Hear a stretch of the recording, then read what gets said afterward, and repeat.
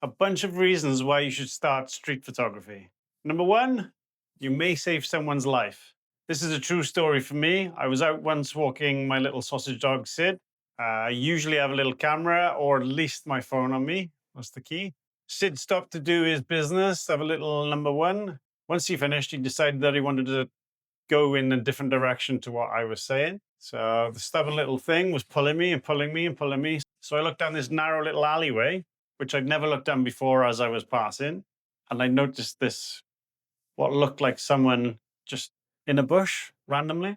So next thing you do, me and Sid stroll down this alleyway in his lead. About 50 yards down the alley, lo and behold, there's this elderly gentleman who is basically in a bush. What he had done, he had fallen back in his deck chair and he didn't have the core strength to throw himself back up. Yeah, suppose he was there for over an hour. So yeah, that day, myself and the sausage saved someone's life. We did get the photos. As a photographer, it's ingrained in us, right? The gentleman was laughing to himself, so I knew the humorous side of this guy. But yeah, without him, who knows? He could have been there all day. So yeah, street photography saves lives. I often say street photography is the world's most weirdest sport. Let's turn that around. If you're a people watcher, it's the perfect spot, right? You see so many different things on that street. You never know what's coming around that next corner, and you've got your camera ready to capture it. Instead of opening those blinds, those curtains, peep in, you now have a legitimate excuse to go and do that. I'm going to say the cheapest therapy you can get: buy a camera, get outside, hit the streets, wander. The perfect excuse just to go outside is that camera.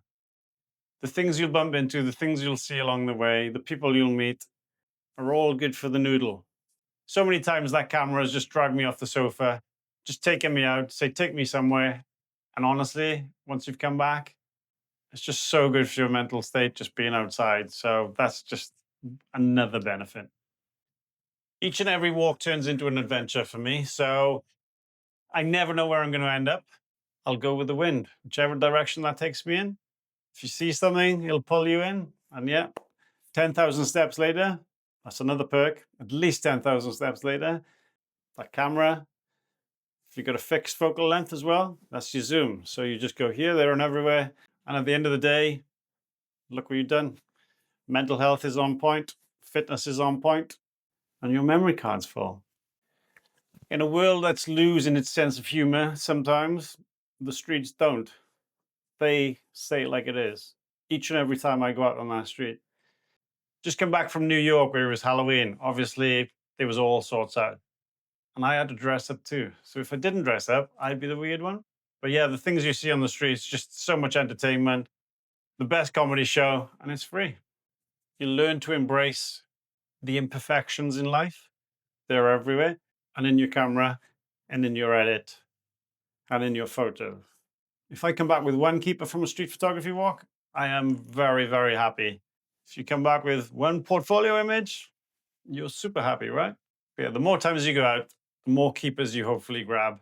But equally, the amount of times I've gone out and come back with nothing too awesome, but then you just strive for the next time to just work a little bit harder, see a little bit more, and embrace those streets around you. It'll teach you to look at your local town in a completely different vibe. I remember my first time going to my local town in Cheltenham in England, thinking everybody knows me, everybody's watching me, everybody thinks I'm a weirdo. In reality, yeah, they do. There was one time when I took a picture of a lady holding her children, which looked like holding her children, away from the police car. I enjoyed the image. It just looks like she's holding the children back from getting arrested, which wasn't the case. But that's how photos are sometimes interpreted. It's the eye of the beholder. Posted it on Instagram. Lo and behold, a photographer friend of mine just messaged me, dude, that's my wife and kids, which was brilliant. And he loved it. He went back and asked his wife, why did the kids get arrested today? Which they obviously didn't. I think other forms of photography is sometimes a little bit, oh, I must buy this, I need that equipment, I've got to go and get that. I think street photography may be the one where limitations help you, even though I do limit my gear with wedding photography now. But I've bought this, that, I need this, I need that. But you quickly realize you don't. So starting off, just that phone. That's how I started. Just an iPhone, click the volume button, walking around.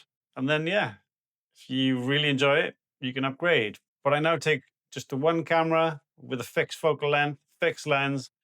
That's my restrictions, which I enjoy. Not for everybody. Horses for courses. If I do want to try a different vibe, I just use my wedding photography camera because I've got different lenses there. But I do enjoy the restrictions. So buying that one camera, one lens is cheaper than buying everything.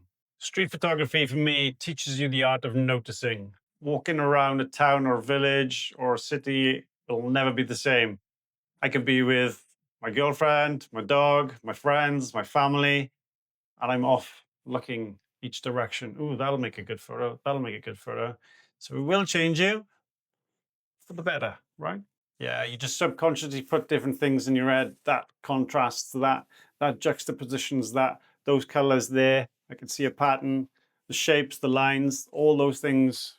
You will learn to see the world differently.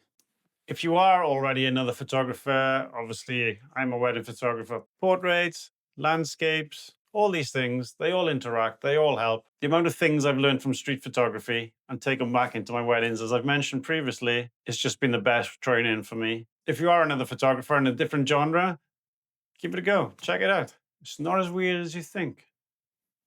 Debatable. It makes you go to your library more. These are just a few of my street photography books.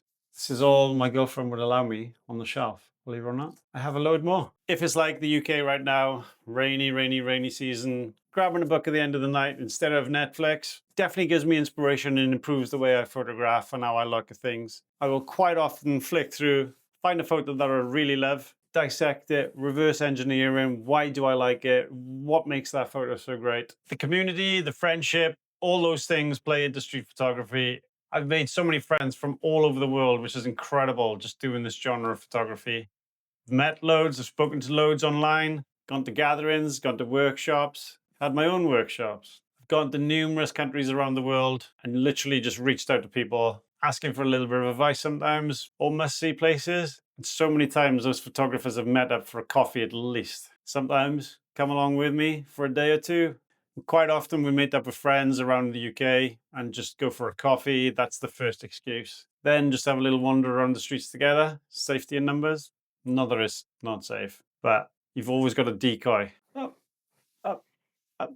Yeah, you got each other's back. So yeah, just getting out with friends is great. I do equally love wandering off on my own. I don't always buy into you're going to take the same photo if you're in the same group because people see different things, different perspectives of things. People get high, get low, get in, get out, get further, get near. But equally, I do put myself in that mindset when I'm on my own. I'm just trying to look for things without distraction.